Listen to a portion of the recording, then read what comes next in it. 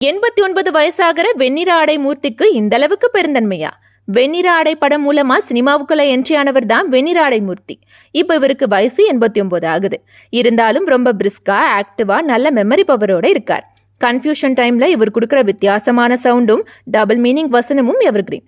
கொமேடியன், குணச்சித்திரம், villain உள்ளிட்ட கதாபாத்திரங்கள்ல மொத்தம் 167 படங்கள்ல நடிச்சு கலக்கினார். 60s தொடங்கி 2K வரைக்கும் இவரோட நடிப்பு எல்லா தரப்பு ரசிகர்களையும் ரொம்பவே இம்ப்ரெஸ் பண்ணி மெய்மறந்து சிரிக்க வச்சார். நடிகரா மட்டும் இல்லாம மிகச்சிறந்த ஜோசியராகவும் கலக்கியிருக்கார். மறைந்த புரட்சி தலைவி ஜெயலலிதா CM ஆவாங்கன்னு சொன்னதும் இவர்தான். இதனால அவங்கள எப்போதும் பார்க்கிற உரிமையும் அவங்களோட பர்சனல் நம்பரும் வெண்ணிற ஆடை மூர்த்திக்கு மட்டுமே ஜெயலலிதா கொடுத்தது ஹிஸ்டரி. அதோட நடிகர் திலகம் சிவாஜி கணேசன் சினிமாவில் உச்சத்துக்கு போவார்னு சொன்னதும் இவர்தான். இப்படிப்பட்ட நிலையில அவர் லேட்டஸ்டா ஒரு இன்டர்வியூல பேசும்போது, இப்ப எனக்கு 89 வயசாகுது, இருந்தாலும் எனக்கு இப்போதும் நிறைய படங்கள்ல நடிக்க வாய்ப்பு வருது.